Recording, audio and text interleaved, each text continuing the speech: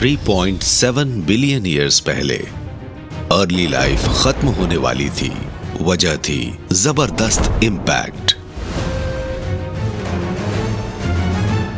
Climate में आने वाले खतरनाक चेंजेस और एटमॉस्फेयर का पूरी तरह से कोलैप्स हो जाना, जिससे हेवन हेल बन गया। लेकिन ये कहानी अर्थ की नहीं, मार्स की है, और ये वायलेंट हिस्ट्री है हमारे सोलर सिस्टम की पहली लाइफ फॉर्म्स की।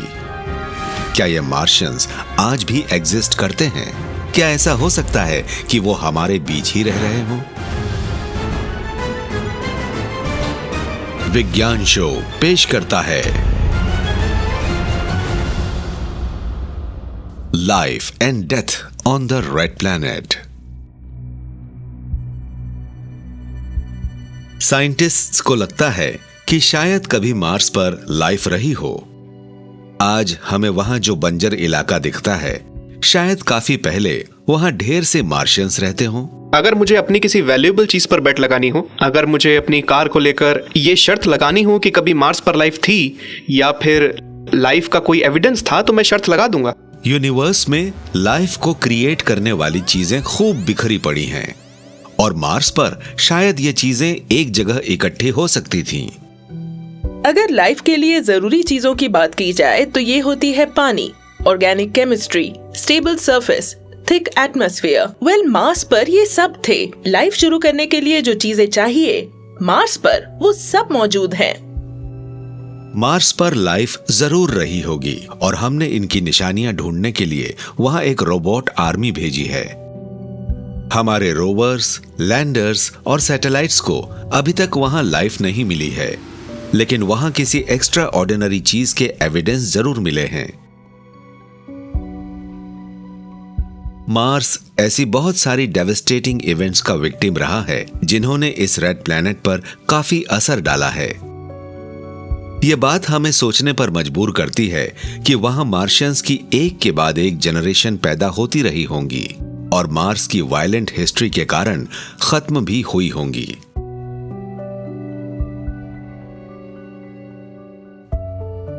ऐसा लगता है कि मार्स पर लाइफ की शुरुआत काफी पहले ही हो गई होगी, यानी जैसे ही उसका क्रस्ट इतना ठंडा हुआ होगा कि वहां लाइफ पनप सके।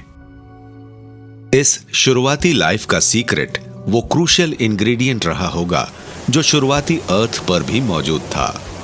ड्राई और हार्श मार्स पर कभी ओशंस होते थे।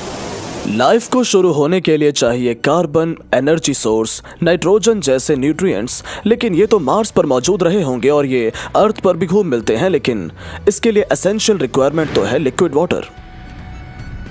जरा सोचिए, 4.5 बिलियन ईयर्स पहले मार्स कैसा रहा होगा। मोल्टन रॉक के ठंडे हो जाने से एक सॉलिड क्रस्ट बना होगा, और सतह पर पानी जमा होने से शुरुआती ओशंस बने होंगे। Rain clouds steaming volcanic landscape के ऊपर से गुजरते रहते होंगे, और पानी के शैलो पूल्स में मार्शियंस पैदा होने लगे होंगे। लेकिन ये शुरुआती एलियंस हमारी साई-फाई मूवीज से ज्यादा सिंपल रहे होंगे। हम मार्स के सरफेस पर चलने वाले छोटे छोटे ग्रीन मैन या वुमेन की बात नहीं कर रहे हैं। हम बात कर रहे हैं उनसे भी छोटे, कहीं छोटे और सिंपल जीवों की सिंगल सेल्ड लाइफ। वो जाने पहचाने से होंगे, वो अर्थ के बैक्टीरिया जैसे दिखते होंगे, छोटे टाइनी गोल और रॉड की शेप वाले। अगर बैक्टीरियल मार्शियन लाइफ की ये जनरेशन वाकई मौजूद थी, तो ये हमारे सोलर सिस्टम में पैदा होने वाली पहली लाइफ थी। ये अर्थ पर लाइफ के आने से बहुत पहले पैदा हो चुकी थी। मार्स के छोटे साइज की वजह से इसकी शुरुआत जल्दी हुई होगी। क्योंकि मार्स अर्थ से छोटा है, तो ये अर्थ के मुकाबले कई ज्यादा ठंडा हो गया होगा। सोलर सिस्टम की लाइफ में काफी शुरुआत में ही मार्स अर्थ जैसा लगता होगा, जबकि अर्थ उस वक्त ऐसी नहीं थी। आइए सन के बनने के 100 मिलियन ईयर्स के बाद की बात करते हैं। शुरुआती अर्थ का सरफेस तब भी पिघला हुआ था, लेकिन मार्शियन लाइफ एक कहीं छोटी और ठंडी दुनिया में पनपने लगी होगी। मगर मार्शियंस को जिंदगी का मजा लेने का ज्यादा मौका नहीं मिला होगा, क्योंकि स्पेस से उनकी मौत उनकी तरफ रवाना हो चुकी थी। यह कॉस्मिक बम इतना बड़ा था कि इसने प्लैनेट की शेप को पूरी तरह अनबैलेंस्ड कर दिया और इसके नॉर्दर्न हेमिस्फीयर को क्रश कर दिया। ज्यादातर प्लैनेट्स गोल होते हैं और आप इस बारे में ज्यादा नहीं सोचते, लेकिन देखा गया है कि मार्स उतना गोल नहीं है जितना उसे होना चाहिए। इसके सदर्न हेमिस्फीयर का एवरेज एलिवेशन नॉर्दर्न हेमिस्फीयर से ज्यादा है। इसका मतलब ये है कि अगर कोई नॉर्थ पोल से चलना शुरू करे और साउथ पोल तक पहुंचे तो वो पूरे वक्त चढ़ाई ही चढ़ता रहेगा।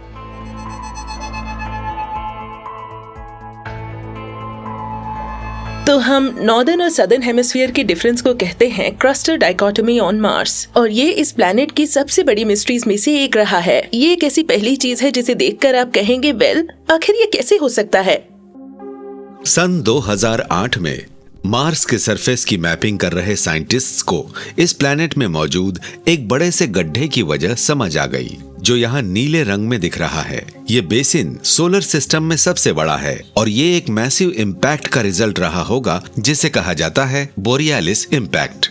इससे 6500 माइल्स चौड़ा और 5 माइल्स गहरा एक क्रेटर बन गया। ये इतना बड़ा है कि इसमें पूरा अमेरिका समाने के बाद भी जगह बची रहेगी।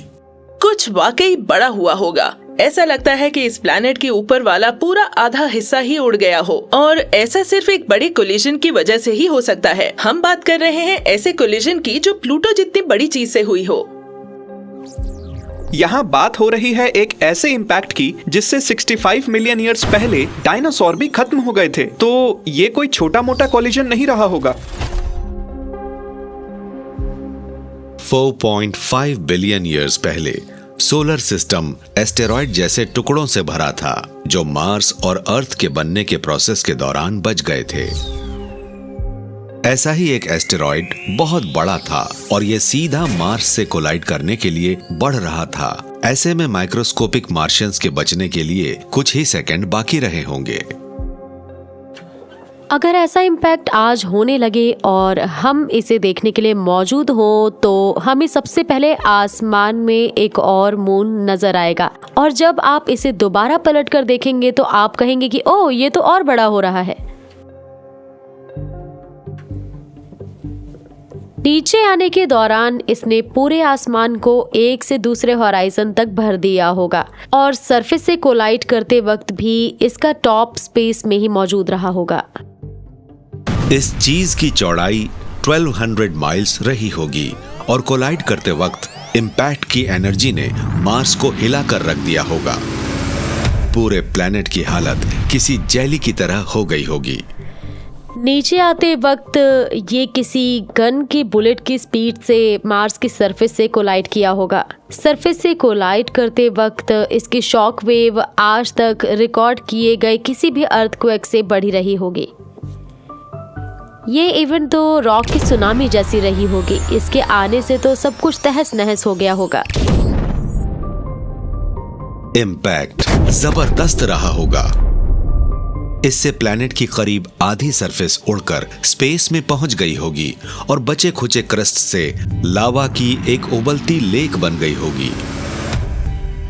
इतना जोरदार इम्पैक्ट होने पर करीब करीब पूरा प्लैनेट ही पिघल गया होगा। इसे एक प्लैनेट ब्रेकिंग इवेंट नहीं कह सकते, इसे एक प्लैनेट मेल्टिंग इवेंट कहना चाहिए। इससे प्लैनेट का स्टेरिलाइजेशन हो गया होगा। मार्स की सरफेस पिघल चुकी है। इसका एटमॉस्फेयर उड़कर स्पेस में पहुंच गया है। इसके ओशंस उबलकर खत्म हो गए हैं। अगर मार्स पर हमारे सोलर सिस्टम की लाइफ की पहली जनरेशन मौजूद थी, तो वो अब खत्म हो गई है। इम्पैक्ट के असर से उभरने में मार्स के सरफेस को 50 मिलियन ईयर्स लगने वाले थे। लेकिन तबाही के बाद फिर से उभरने के लिए किसी प्लैनेट में क्या खूबियां चाहिए? नए दमदार एविडेंस बताते हैं कि लाइफ के लिए जरूरी कंडीशंस मार्स पर लौटी जरूर होंगी, लेकिन क्या लाइफ ने भी वापसी की होगी?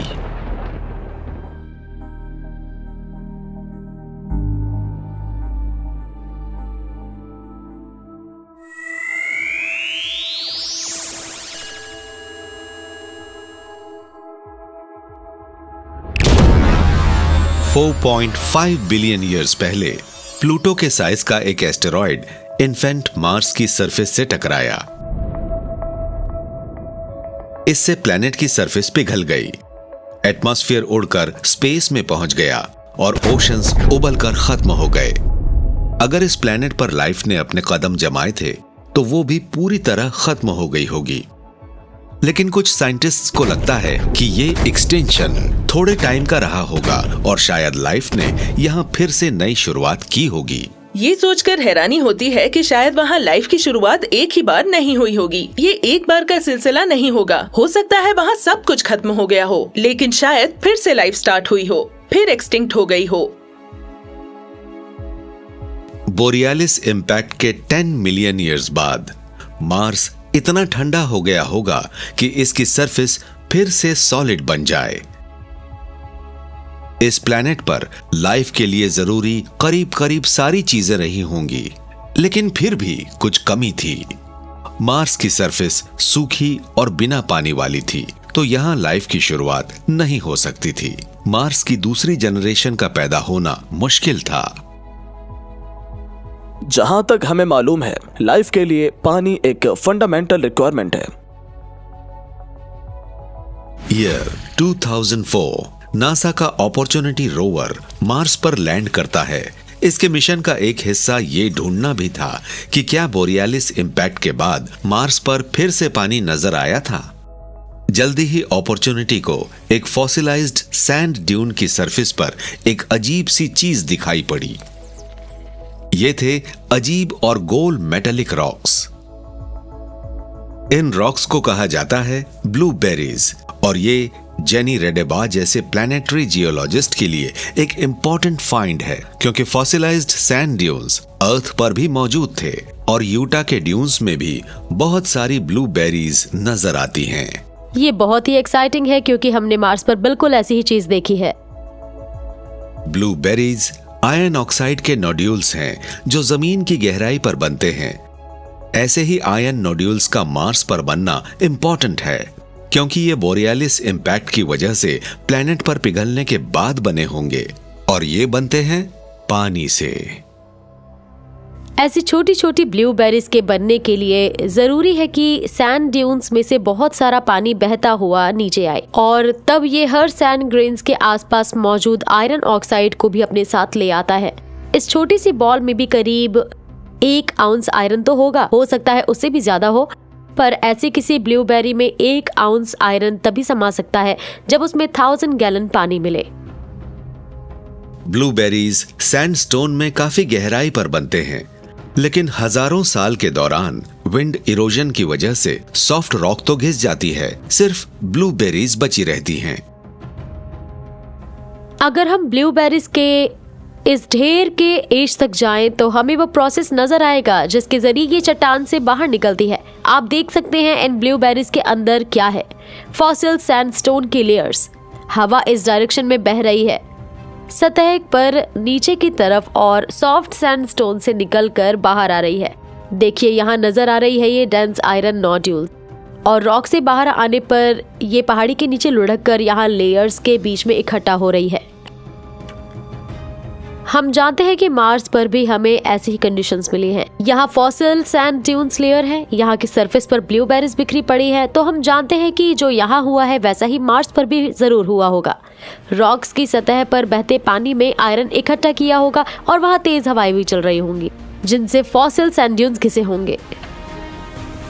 मार्स की सरफेस पर ब्लूबेरीज तभी बन सकती थी जब इस रेड प्लैनेट पर पानी होता और इस कैटास्ट्रोफिक इम्पैक्ट के बाद इसे इसका एटमॉस्फेयर वापस मिल गया होता। सरफेस पर लिक्विड वाटर होने की वजह से लाइफ के लिए सभी जरूरी चीजें एक बार फिर मिली होंगी ताकि मार्शियंस की एक दूसरी जनरेशन पैदा हो सके। वैली से थोड़ा ऊपर फॉसिलाइज्ड ड्यून से थोड़ा आगे एक और जियोलॉजिकल फीचर है जो मार्स पर भी मिलता है और इससे पता चल सकता है कि बोरियालिस इम्पैक्ट के बाद कितना पानी फिर से रेड प्लैनेट की सतह पर लौटा होगा। ये स्पेस बहुत नैरो है पर है कमाल की। आप देख सकते हैं कि ये बॉल्स कितनी सीधी और वर्टिकल भी है। किसी स्लॉट कैनियन को एक्सपीरियंस करने का यही तरीका है। इस तरह के स्लॉट कैनियंस की शुरुआत अर्थ की सरफेस में छोटी क्रैक से होती है। जब टेक्टोनिक प्लेट्स शिफ्ट करती हैं, तो रॉक में जबरदस्त प्रेशर डेवलप होता है और फिर ये दो हिस्सों में बंट जाती है। ये यहाँ और भी गहरी है। ऊपर वाले हिस्से में तो ये क्रैक और भी नैरो है। एक हिस्से से लेकर दूसरे तक ये वॉल बिल्कुल सीधी है। ये वाकई ब्यूटीफुल है। टेक्टोनिक एक्टिविटी की वजह से सरफेस में छोटे क्रैक्स आ सकते हैं, लेकिन इन क्रैक्स को वाइड डीप कैनियंस में बदलने के लिए किसी और चीज की जरूरत पड़ती है। वहाँ पीछे जो जगह थी वो काफी नैरो थी, पर यहाँ कैनियंस के निचले हिस्से में जगह काफी चौड़ी नजर आ रही है। अब यहाँ सिर्फ टेक्टोनिक एक्टिविटी ही इस क्रैक को और चौड़ा करने के लिए जिम्मेदार नहीं हो सकती है। किसी और चीज की जरूरत पड़ी होगी, और शायद वो है पानी। इस जगह से काफी ज्यादा पानी बहा होगा, जो अपने साथ रेत और ग्रेवल को लेकर आया होगा, और उसी से ये सैंडस्टोन्स तराशा गया है। ये जो स्वूपिंग पैटर्न्स हैं जो इकट्ठे दिख रहे हैं, इन सबको बहते पानी ने बनाया है। स्लॉट कैनियंस फिलहाल सूखी हैं, लेकिन फ्लैश फ्लड्स अक्सर इस एरिया को अपना शिकार बनाती रहती हैं।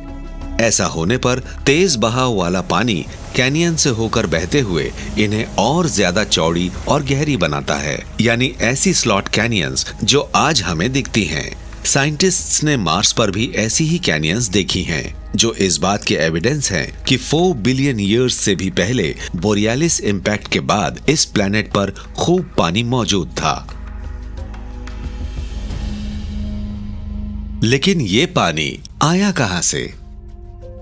शायद ये इस प्लेनेट में ही मौजूद रहा हो। पानी काफी वॉल्यूम में मिलता है। हम जानते हैं कि अर्थ के मेंटल में काफी गहराई पर पानी मौजूद है, तो ये भी हो सकता है कि मार्स पर पानी बेशक गहराई में रहा हो और इस कैटास्ट्रोफी के बाद ये बाहर आ गया हो। अर्थ पर भी साइंटिस्ट्स अर्थक्वेक की साइस्मिक वेव्स का इस्तेमाल जमीन के नीचे गहराई पर मिनरल्स में दबे हुए पानी का पता लगाने के लिए करते रहे हैं। ऐसा ही कोई वाटर सोर्स शायद इम्पैक्ट के बाद वाले मार्स में हंड्रेड्स ऑफ माइल्स की गहराई पर छिपा रहा हो, और वोल्केनो शायद इस पानी को फिर से सरफेस पर लाए हों। पानी प्लैनेट के सरफेस से नीचे से ऊपर तक जियोलॉजिकल एक्टिविटीज के जरिए भी पहुंच सकता है। इनमें वोल्केनो भी शामिल हैं। अर्थ पर वोल्केनो बहुत सी गैसेस को बाहर निकालते रहते हैं, जिनमें वाटर वेपर भी शामिल है, और हमने मार्स पर भी वोल्केनो देखे। मार्स पर सोलर सिस्टम के सबसे बड़े वोल्केनो मौजूद हैं। इनमें सबसे बड़ा है ओलंपस मॉन्स, जो माउंट एवरेस्ट से भी 3 टाइम्स ज्यादा ऊंचा है। 4.49 बिलियन ईयर्स पहले वोल्केनोज ने एटमॉस्फेयर में लावा उगलना शुरू किया, और फिर पानी भी। इससे खतरनाक रेन स्टॉर्म्स आए, जिनसे मार्स की सरफेस भर गई।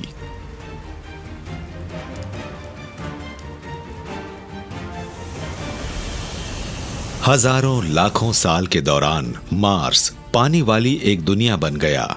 एक बार फिर यहाँ मार्शियंस की दूसरी जनरेशन के पैदा होने के लिए एकदम सही कंडीशंस बन गई।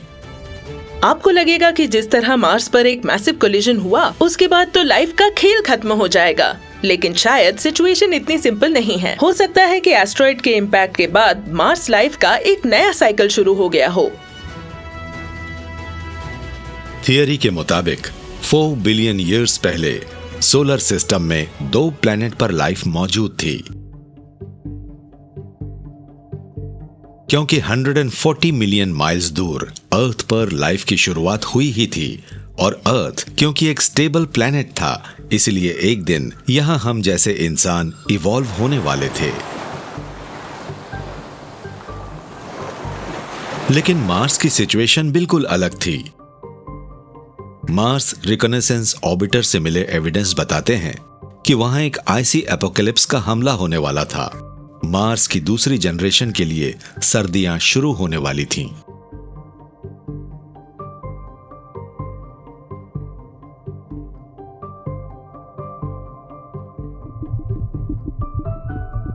हजारों साल से इंसान ये सोचकर हैरान होते आए हैं कि क्या मार्स पर लाइफ थी, लेकिन 1960s से रेड प्लैनेट की हमारी समझ बढ़ी है, क्योंकि प्रोब्स और लैंडर्स की एक रोबोट आर्मी बिल्कुल नए ढंग से यहां के सरफेस को एक्सप्लोर कर रही है। मार्स हर मामले में एक सुपर प्लैनेट है और ये रेड प्लैनेट होने या मार्शियंस की वजह से ऐसा नहीं है। असल में मार्स ही अकेला ऐसा प्लैनेट है जिस पर सिर्फ और सिर्फ रोबोट्स ही मौजूद हैं। हमने वहाँ कई टूल्स पहुँचाए हैं। इस वक्त वहाँ कार के साइज का nuclear powered laser shooting highly developed robot मौजूद है। रोबोट्स लाइफ की निशानियां तो ढूंढते ही हैं, साथ ही ये ऐसे पावरफुल साइंटिफिक इंस्ट्रूमेंट्स हैं जो साइंटिस्ट्स को बताते हैं कि मार्स कितना हैबिटेबल है और पास्ट में ये कैसा था। इस प्लैनेट के चारों तरफ हमारे कई ऑर्बिटर्स हैं, प्लैनेट पर कई लैंडर्स भी हैं और इनकी वजह से ही हम मार्स को टॉप टू बॉटम कैटेगराइज कर पा रहे हैं। पहले ये कैपेबिलिटी हमारे पास नहीं थी और सोलर सिस्टम के किसी भी दूसरे प्लैनेट पर हम ऐसा नहीं कर रहे हैं। इनमें हमारी अर्थ भी शामिल है। रोबोट आर्मी की वजह से साइंटिस्ट्स सोलर सिस्टम के इन 2 प्लैनेट की लाइफ हिस्ट्री की एक टाइमलाइन बना रहे हैं। 4 बिलियन ईयर्स पहले अर्थ पर सबसे पहले लाइफ की शुरुआत हुई और छोटे से मार्स पर शायद लाइफ की शुरुआत दूसरी बार हो रही थी। हो सकता है कि अर्थ से पहले ही मार्स पर लाइफ रही हो और ये वाइप्ड आउट हो गई हो और प्लैनेट पर फिर से पानी आने से ये दोबारा शुरू हुई हो। एक 2008 नासा का मार्स रिकॉनेसेंस ऑर्बिटर मार्स के सरफेस के नीचे इन्वेस्टिगेट करता है। इसके ग्राउंड पेनिट्रेटिंग इंस्ट्रूमेंट्स ने सरफेस के नीचे खुदाई की और ये मार्स के जियोलॉजिकल सीक्रेट्स का पर्दाफाश करना चाहते थे। इक्वेटर को स्कैन करने के दौरान ऑर्बिटर को कुछ ऐसा मिला जो वहां नहीं होना चाहिए था। यह था एक बड़ा सा अंडरग्राउंड ग्लेशियर। इसकी चौड़ाई थी 1 मील और यह लॉस एंजलिस से भी 3 टाइम्स बड़ा था। इतने बड़े स्केल पर बर्फ सिर्फ फ्रिजिड पोल्स पर ही जमनी चाहिए। इसकी एक ही वजह हो सकती थी, मार्स पलट गया हो और इसका इक्वेटर सन से दूर हो गया हो।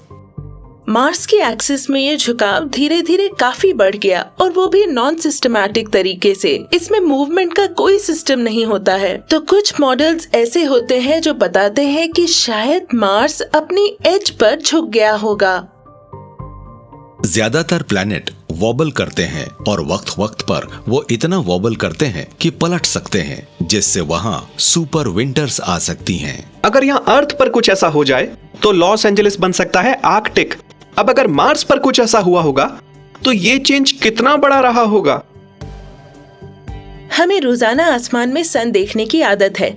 इससे गर्मी मिलती है, काफी पानी भी है। लेकिन अगर कोई प्लैनेट झुकने लगेगा तो सन आसमान में उतनी ऊंचाई पर नहीं दिखेगा। फिर शायद आपको 6 महीने तक उगता सन दिखे ही नहीं और पानी भी जमकर सॉलिड बन जाएगा। 3.9 बिलियन ईयर्स पहले मार्स शायद 80 डिग्री तक झुक गया हो।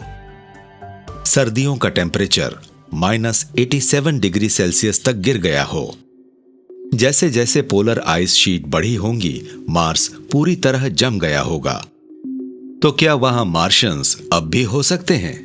लाइफ की बायोकेमिस्ट्री को ड्राइव करने वाला पानी छोटे बैक्टीरिया के अंदर जमता है, आइस क्रिस्टल्स बनते हैं और उनके मार्शियंस के सेल वॉल्व्स को पंचर करने से उनकी मौत हो गई होगी। हर 1,20,000 ईयर्स में मार्स का टिल्ट बदलता रहता है और इसीलिए बार बार मार्शियंस भी कभी बर्फ में जमते हैं तो कभी उससे आजाद हो जाते हैं। अगर मार्स पर लाइफ की कोई दूसरी जनरेशन होगी तो वो बुरी हालत में होगी।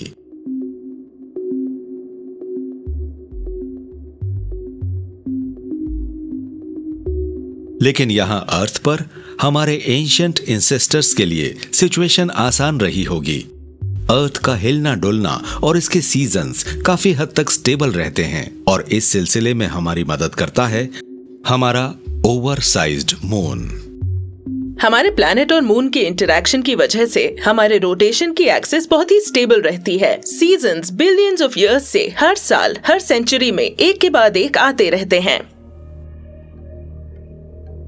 हमारी अर्थ हमारे मून के जबरदस्त मास की वजह से काफी ग्रेविटेशनल पुल का सामना करती है। इससे हमारे प्लैनेट का हिलना डुलना घटने से हमारा क्लाइमेट कंट्रोल में रहता है। मून ना होता तो हमारी शुरुआती अर्थ मार्स की तरह ही जोरों से झटके खाती और हमारे एंसेस्टर्स को भी अर्ली मार्शियंस की तरह बर्फ झेलनी पड़ती। मार्स का मून ज्यादा बड़ा नहीं है, इसके 2 छोटे मून हैं जिनका इस पर ज्यादा असर नहीं होता। तो अगर मार्शियंस पहली बार में किसी बड़े इम्पैक्ट की वजह से नहीं मरे होंगे तो दूसरी बार में मार्स के स्टेबल ना होने, पलट जाने और फिर सुपर समर्स और सुपर विंटर्स की वजह से मारे गए होंगे। यह एक बड़ा क्लाइमेट चेंज रहा होगा। मार्स पर मौजूद जिन ब्रूटल कंडीशंस की वजह से वहां की लाइफ एक्सटिंक्ट हुई होगी, उन्हीं के कारण वो अडेप्ट और इवॉल्व भी हुई होगी।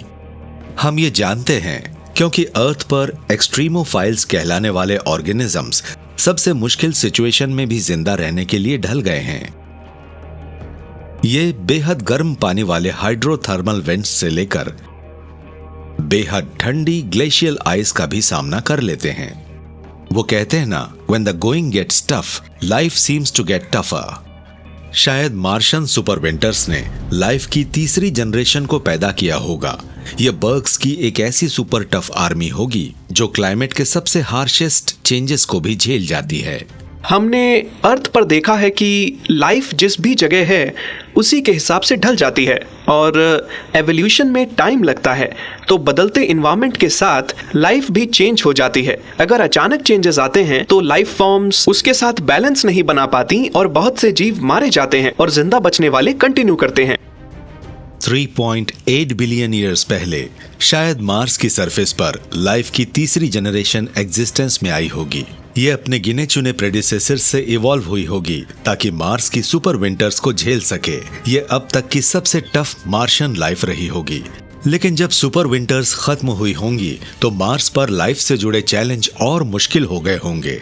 तब एक्सटिंक्ट लेवल की एक और इवेंट शुरू होने वाली होगी। तब मार्स का एटमॉस्फेयर ही खत्म हो गया होगा।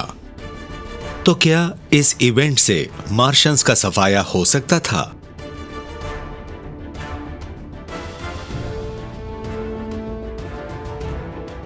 जरा 3.8 बिलियन ईयर्स पहले वाले मार्स को इमेजिन कीजिए।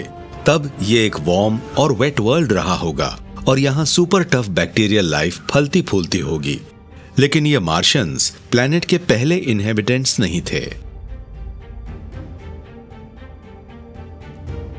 मार्शियन की पहली जनरेशन तो जबरदस्त बोरियालिस इम्पैक्ट की वजह से भाप बनकर उड़ गई होगी। शायद लाइफ की शुरुआत जीरो से फिर हुई होगी, लेकिन इसे प्लैनेट के कई जबरदस्त बदलाव झेलने पड़े होंगे और इनका सामना कर सकते थे सिर्फ सबसे टफ मार्शियंस।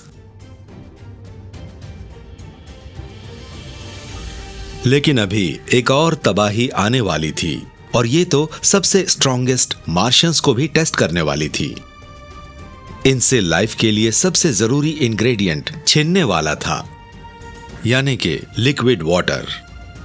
ये समझना जरूरी है कि किसी प्लैनेट के सरफेस पर लिक्विड वाटर का होना कितना मुश्किल होता है। हम जानते हैं कि अगर लिक्विड वाटर आसपास हो तो लाइफ बड़े आराम से कटती है, लेकिन साथ ही एयर प्रेशर और टेम्परेचर का बैलेंस भी एकदम सही होना चाहिए। अगर एयर प्रेशर नहीं होगा तो लिक्विड वाटर किसी प्लैनेट की सरफेस से भाप बनकर उड़ जाएगा, चाहे टेम्परेचर कुछ भी हो। एक एटमॉस्फेयर की मौजूदगी की वजह से ये एयर प्रेशर जनरेट होता है।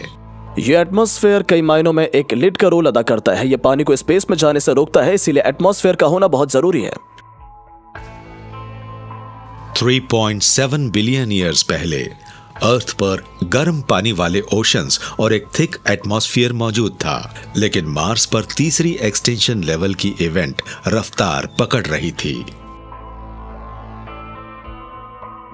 एटमॉस्फेयर धीरे धीरे गायब हो रहा था और मार्स के ग्रेट ओशंस स्टीम बनकर उड़ने लगे थे। अब दोनों ही प्लैनेट की किस्मत उनके मैग्नेटिक फोर्स की ताकत पर टिकी हुई थी।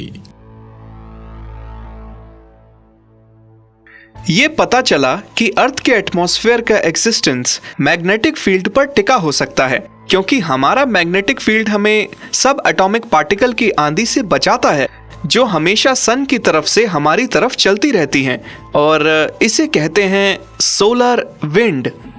और अगर हमारे पास इन पार्टिकल्स को आराम से कैच और डिफ्लेक्ट करने के लिए एक मैग्नेटिक फील्ड ना होता तो वो सीधे अर्थ के एटमॉस्फेयर से टकराते।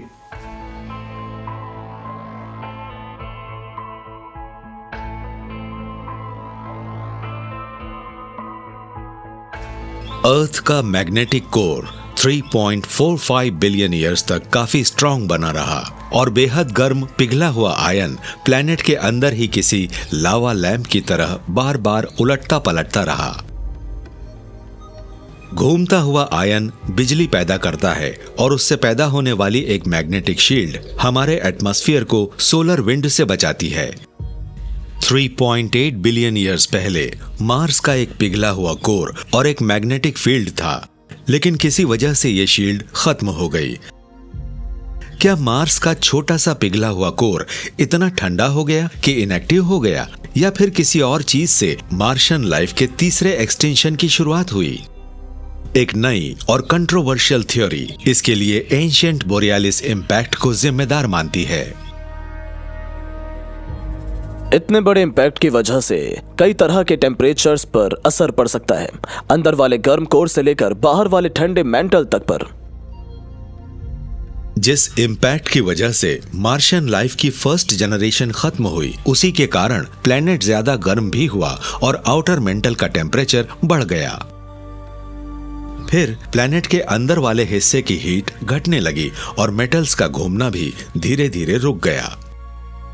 अगर टेम्परेचर घटने लगता है तो उसके लिए इतने स्ट्रॉन्ग मैग्नेटिक फील्ड को ड्राइव करना भी मुश्किल हो जाता है। मिलियंस ऑफ ईयर्स के दौरान मार्स के मैग्नेटिक फील्ड ने काम करना बंद कर दिया। जैसे ही मार्स का मैग्नेटिक फील्ड नहीं रहा, इसके लिए अचानक सोलर विंड का खतरा बढ़ गया। सोलर विंड मार्शियन एटमॉस्फेयर को खत्म करके उड़ा सकती थी।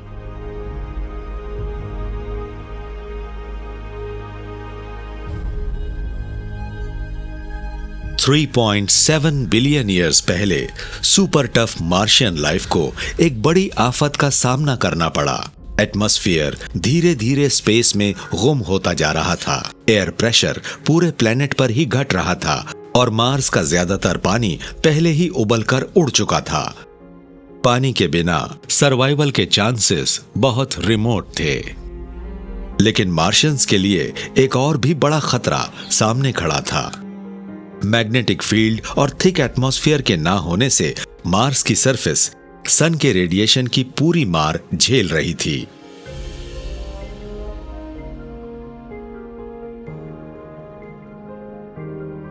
ऐसे में सरफेस पर मौजूद किसी माइक्रोब को बहुत मामूली एटमॉस्फेयर से ही काम चलाना पड़ता है। पानी नहीं होता, सन की जबरदस्त अल्ट्रावायलेट लाइट होती है और पार्टिकल्स हर वक्त टकराते रहते हैं।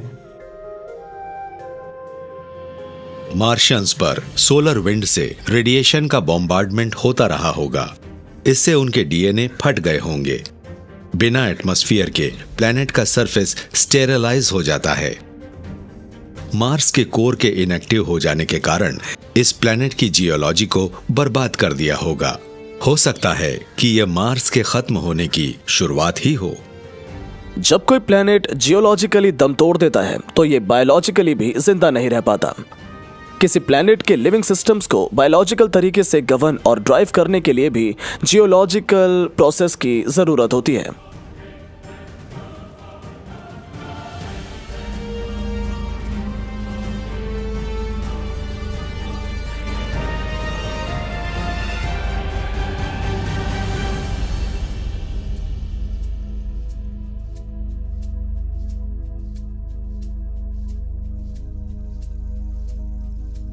$3.8 बिलियन ईयर्स पहले मार्स का मैग्नेटिक कोर इनएक्टिव होने लगा। इस प्लेनेट ने अपने मैग्नेटिक फील्ड, अपने एटमॉस्फेयर और सरफेस पर मौजूद लिक्विड वाटर गवा दिए, जिससे मार्शियन बैक्टीरिया के लिए जिंदा रहना मुश्किल हो गया। लेकिन क्या ये वाकई मार्शियन लाइफ का अंत था? लाइफ बहुत टेनेशियस होती है। इतने जानलेवा बदलावों के बाद भी ये सर्वाइव कर सकती है और ये आज भी वहां हो सकती है। ऐसे में मार्शियन लाइफ को जमीन में और गहराई तक जाना था। इस प्रोटेक्टेड सबटेरेनियन एनवायरनमेंट में शायद इसे लिक्विड वाटर का कोई सोर्स मिल गया होगा। और अगर ऐसा है तो क्या मार्शियंस आज भी हमारा इंतजार कर रहे होंगे?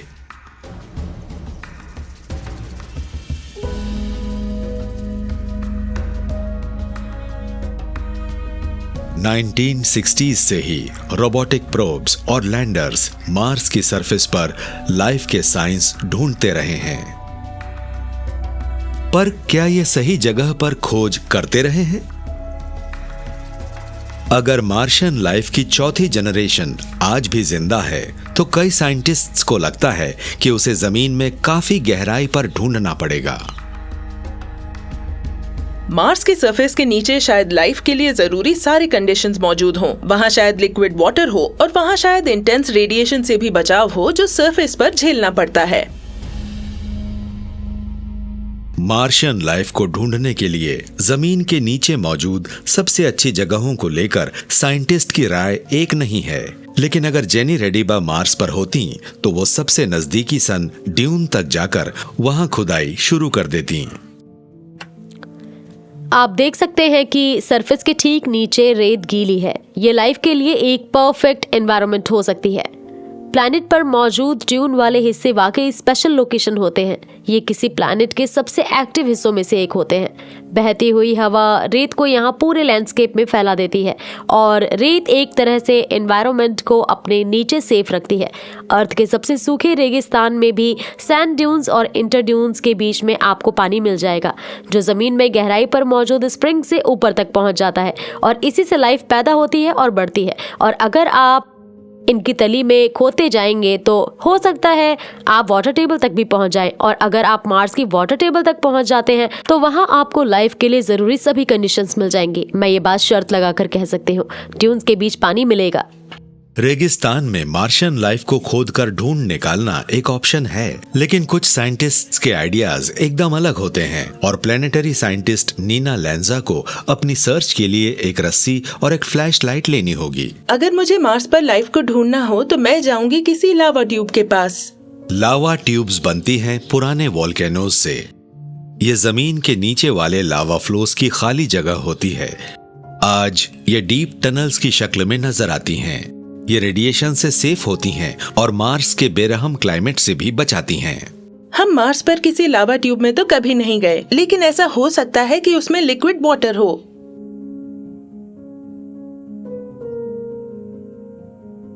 ये हमेशा थोड़ा बहुत प्रेशर झेलती रहती हैं। इन पर काफी मटेरियल मौजूद होता है क्योंकि ये अंडरग्राउंड है, इसलिए इन पर एडिशनल प्रेशर होता है। ये थोड़ी ज्यादा गर्म भी हो सकती हैं क्योंकि मार्स पर अब भी कुछ न कुछ इंटरनल हीट होगी। हालांकि ये अर्थ के मुकाबले ज्यादा तेजी से ठंडा हुआ है, तो इस एनवायरनमेंट में कुछ मॉइस्चर हो सकता है, थोड़ी गर्मी हो सकती है। आप यहाँ रेडिएशन से बच सकते हैं। मेरे ख्याल में कोई मार्शियन माइक्रोब यहाँ बहुत खुश रहेगा। मार्स पर लाइफ को ढूंढना इंसान की एक बहुत बड़ी अकम्प्लिशमेंट होगी, लेकिन इसमें एक खतरा भी है। कहीं हम अनजाने में ही एक और एक्सटिंक्शन इवेंट की शुरुआत तो नहीं कर देंगे। इंसान अर्थ पर लाइफ के एक्सटेंशन के लिए काफी हद तक जिम्मेदार रहा है। तो दिलचस्प क्वेश्चन ये है कि कहीं हम मार्स पर भी ऐसी ही किसी आफत की शुरुआत तो नहीं कर देंगे। अगर किसी दिन ह्यूमंस मार्स तक पहुंच गए तो हम वहां एक इन्वेजिव स्पीशीज होंगे, और अगर वहां किसी जगह कोई मार्शियंस लाइफ हुई तो शायद हम उसे भी डिस्ट्रॉय कर देंगे। तो मार्स पर जो भी लाइफ मौजूद है उसे प्रिजर्व करना हमारी एथिकल रिस्पॉन्सिबिलिटी है। प्रॉब्लम हमारी वजह से नहीं है, ये है हमारी बॉडीज के अंदर और उसके बाहर रहने वाले बग्स की वजह से।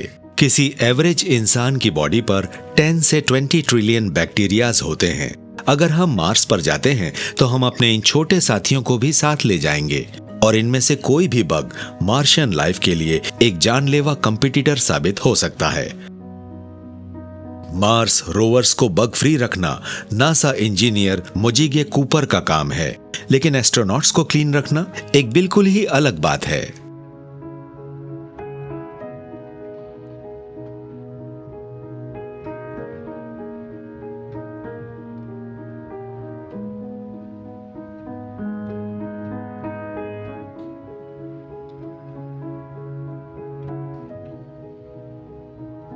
जब तक हम अपने एस्ट्रोनॉट्स को बग फ्री रखने का कोई तरीका नहीं ढूंढ लेते, तब तक मार्शियंस को नुकसान से बचाने के लिए रोबोट्स के जरिए मार्स को एक्सप्लोर करना ही सबसे अच्छा ऑप्शन है। लेकिन अगर हमारे रोबोट्स ने आखिरकार इस लाइफ को ढूंढ लिया और हम अपने इन एक्स्ट्रा टेरेस्ट्रियल नेबर्स की वर्किंग पर गहराई से नजर डालेंगे, तब क्या होगा? मार्शियंस आखिर दिखते कैसे होंगे? यहाँ अर्थ पर डीएनए वो ऑर्गेनिक मॉलिक्यूल है जिसमें लाइफ की इंफॉर्मेशन मौजूद होती है, लेकिन पता नहीं कि क्या दूसरी जगहों पर भी ऐसा ही होता होगा।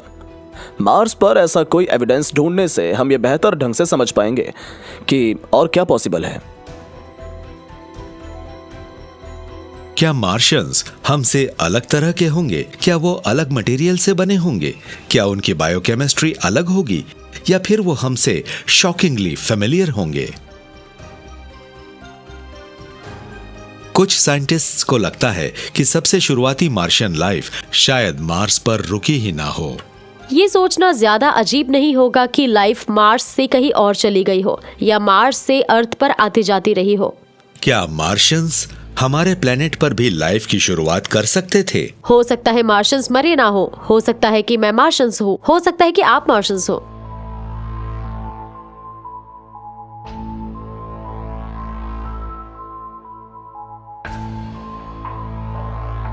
हमने मार्स तक एक रोबोट आर्मी भेजी है और इसे जो मिला है वो सरप्राइजिंग है। हो सकता है वहां लाइफ मौजूद रही हो, और वो भी मार्शियंस की अलग अलग जनरेशन की शक्ल में, जो खतरनाक एक्सटिंक्शन इवेंट्स के बावजूद फिर पैदा हुई हों। मार्स की सरफेस के नीचे लाइफ अब भी मौजूद हो सकती है।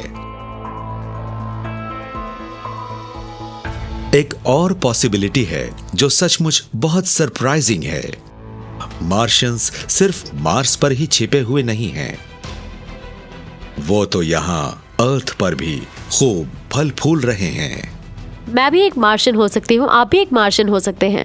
हम किसी और प्लेनेट से हो सकते हैं। हम लाइफ फॉर्म्स के तौर पर पहले ही ट्रैवल करके 2 प्लेनेट पर शायद रह चुके हों, एक स्पीशीज के तौर पर नहीं, पर हो सकता है हमारे एंसेस्टर्स दूसरे प्लेनेट से आए हों, और ये बात माइंड ब्लोइंग है।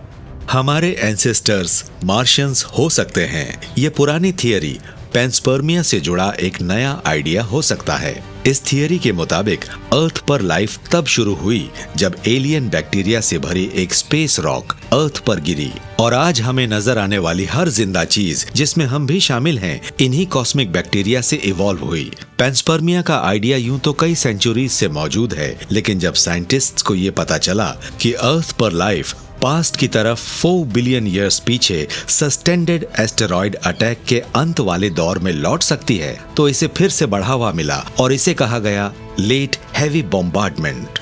आउटर सोलर सिस्टम में बहुत सारी चीजें होती हैं, कॉमेट, एस्ट्रॉयड एक्सेट्रा। ये इनर सोलर सिस्टम में आती हैं और प्लैनेट से टकराती हैं। पुरानी सोच ये कहती है कि अर्थ से टकराने वाली चीजें वो बचा खुचा मलबा थी जो सोलर सिस्टम के बनने के बाद बच गया था। लेकिन एक कंट्रोवर्शियल आइडिया ये है कि ये स्पेस रॉड्स असल में मार्स के टुकड़े थे जो बोरियालिस बेसिन इम्पैक्ट के बाद उड़े थे, जब एक बड़ी सी चीज मार्स से टकराई थी। इस चीज की टाइमिंग बोरियालिस बेसिन इम्पैक्ट से अच्छी तरह मेल खाती है। अगर आप कैलकुलेट करें कि स्पेस में कितना मलबा उड़ा होगा और ये इवेंट कब हुई होगी, तो मार्शियन जियोलॉजिकल रिकॉर्ड के मुताबिक ये लेट हैवी बॉम्बार्डमेंट से मेल खाती है।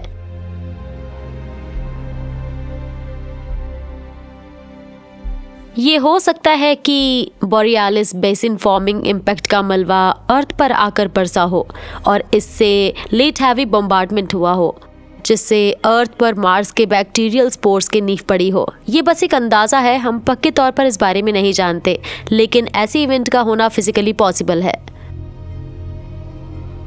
तो क्या बोरियालिस इम्पैक्ट की वजह से बहुत छोटे मार्शियंस स्पेस में उड़कर अर्थ तक पहुंचे थे? ये बात अजीब लगती है, लेकिन साइंस के पास एविडेंस है। हम जानते हैं कि सिंपल लाइफ काफी टफ है। ये स्पेस के कोल्ड वैक्यूम में भी सरवाइव कर जाती है, और बोरियालिस इम्पैक्ट की टाइमिंग भी अर्थ पर शुरुआती ऑर्गेनिज्म के पनपने के टाइम से मेल खाती है। हम ये जानते हैं कि मार्स से निकलने वाले रॉक्स अर्थ तक पहुंच सकते हैं, क्योंकि ये आज भी अर्थ पर लैंड करते रहते हैं। बतौर साइंटिस्ट मैंने जो कमाल का काम किया है वो है मार्स के एक पीस को अपने हाथ में पकड़ना। हमारा कोई ऐसा मिशन नहीं है जो मार्स से सैंपल लेकर लौटा हो, तो हमने एक अलग तरीका अपनाना पड़ा। हमारे पास ऐसे मेटेरॉइड्स हैं जो 100% मार्स के टुकड़े हैं।